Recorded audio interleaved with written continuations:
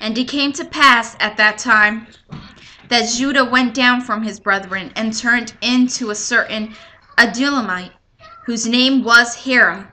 And Judah saw there a daughter of a certain Canaanite, whose name was Shua. And he took her and went in unto her. And she conceived and bare a son, and he called his name Er. And she conceived again and bare a son, and she called his name Onan. And she yet again conceived and bare a son, and called his name Shelah. And he was at Chezib when she bare him. And Judah took a wife from Er, his firstborn, whose name was Tamar. And Er, Judah's firstborn, was wicked in the sight of the Lord, and the Lord slew him. And Judah said unto Onan, Go in unto thy brother's wife, and marry her, and raise up seed to thy brother. And Onan knew that the seed should not be his. And it came to pass, when he went in unto his brother's wife, that he spilled it on the ground, lest that he should give seed to his brother. And the thing which he did displeased the Lord, wherefore he slew him also. Then said Judah to Tamar his daughter-in-law, Remain a widow at thy father's house, till Shelah my son be grown. For he said, Lest peradventure he die also, as his brethren did. And Tamar went and dwelt in her father's house.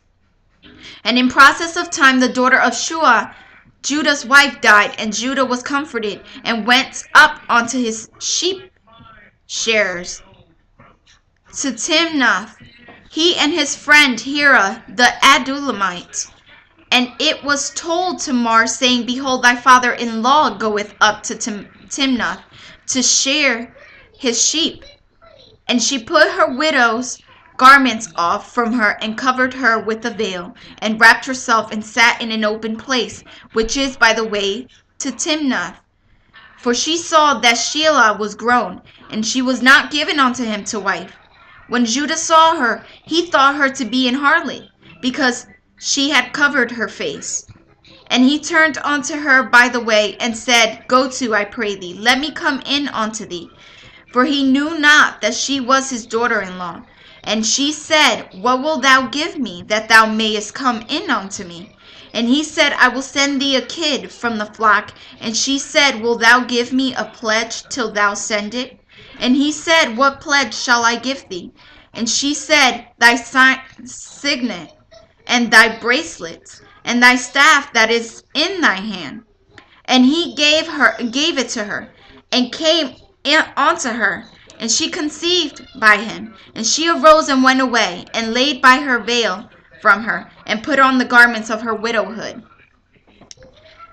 And Judah sent the kid by the hand of his friend, the Adulamite, to receive his pledge from the woman's hand, but he found her not. Then he asked the men of the place, saying, Where is the harlot that was openly by the wayside? And they said, There was no harlot in this place. And he returned to Judah and said, I cannot find her. And also the men of the place said that there was no harlot in this place. And Judah said, Let her take it to her, lest we be ashamed. Behold, I sent this kid, and thou hast not found her. And it came to pass about 3 months after that it was told Judah, saying, Tamar thy daughter-in-law hath played the harlot, and also, behold, she is with child by whoredom. And Judah said, Bring her forth, and let her be burnt.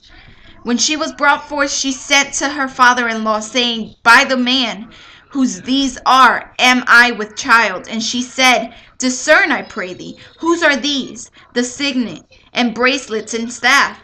And Judah acknowledged them, and said, She hath been more righteous than I, because that I gave her not to Shelah my son. And he knew her again no more.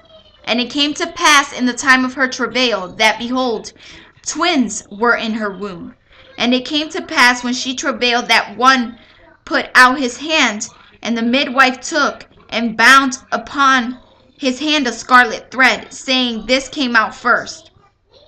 And it came to pass, as she drew back his hand, that, behold, his brother came out.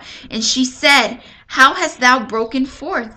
This breach be upon thee. Therefore his name was called Pharez. And afterward came out his brother that had the scarlet thread upon his hand, and his name was called Zara.